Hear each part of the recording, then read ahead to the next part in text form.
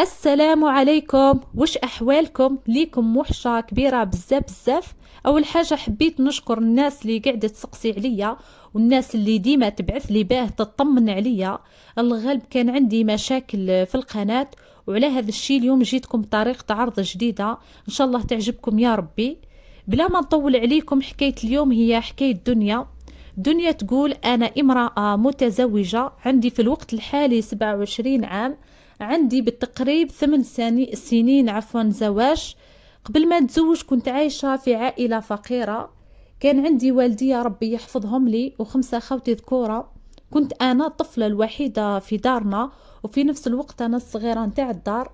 حبست القراية بسبب الظروف اللي كنت نعيشها. كانوا خاوتي من النوع الصعيب، وكانوا من النوع اللي يحب يفرض رايه عليا ويتحكم فيا بزاف. بابا مسكين كان مريض، مام كي كان يهدر واحد ما يسمع له. ونفس الشي بالنسبة لماما. أنا تزوجت صغيرة في العمر، من أول إنسان تقدم لي. هذا الإنسان اللي تزوجت معاه جامي شفته، ومام كان يسكن في ولاية بعيدة على ولايتي. وحدة من فاميلتنا هي اللي قالت لهم عليا. قبلت نتزوج به. أول حاجة حبيت نهرب من السيطرة نتاع خاوتي، وثانيا حبيت نبني حياتي كأي امرأة. تزوجت به رغم أنه كان أكبر مني ب18 عام. بعد زواجنا بقينا نعيشوا مع عائلته اللي هما والديه وزوج خواتات وبنات وثلاثة خاوته ذكورة. عجوزتي كانت من النوع اللي تحب تفرض رأيها في الصغيرة والكبيرة في حياتنا. راجلي كان من النوع اللي يسمع لها بزاف ويأخذ رأيها. كانت ما تخلينيش نطبخ نهائيا مهما وصرا. كنت نغسل ونسيق وننظف هذا مكان. بعد أشهر من زواجي ما قدرتش نحمل. رحت لطبيبة نساء، عطات لي ندير تحاليل. بعد ما درتهم لقيت كلش نتاعي مليح. ما طلبت من راجلي يدير واحد التحاليل، زاد دارهم حتى هو لقى كلش تاعو مليح. قالت لي قضية وقت هذا ما كان. بعد عام بدات عجوزتي تعايرني بالعاقرة، وكل مرة تقول لي نطلقك ونعاود نزوجه. كنت نتوجع من داخل ونسكت. جامي رجعت لها الهضرة. كانت الأمور تمشي وتزيد تسوء معايا. ما حبيتش عفوا نحكي لكم تفاصيل، بس بغيت نلخصها لكم في كلمة. احتقروني بزاف، من جهة لأنه كنت برانية، وزيد عائلتي على قد حالهم. كنت نروح لدارنا مرة في 6 أشهر ولا مرة في العام. حتى وين لحقت عجوزتي وين ضربتني وحابستني من الدار.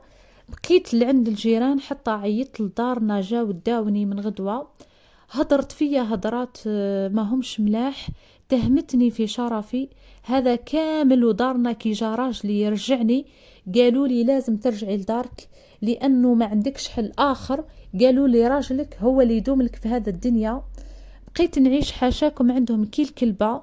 لحقت عجوزتي وين خطبت له وانا ما زلت لعنده. ما تقولوا ليش راجلك وينه؟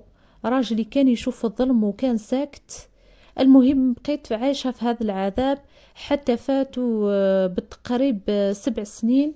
خويا واحد كان متزوج ويسكن في دارنا، كانت مرته مريضة بزاف، حتى وين قرر يجيب لها الراقي. فهذاك اليوم كنت أنا في دارنا، بقيت انا وماما في لاشومبر، وهذاك الراقي في الصالة مع خويا ومرته. في اللحظة اللي بدأ الراقي يرقي المرت خويا، انا طحت وما فقتش بروحي. من بعد كي سمع الراقي قال لهم جيبوها لي لازم نرقيها. كامل استغربوا واش بيا.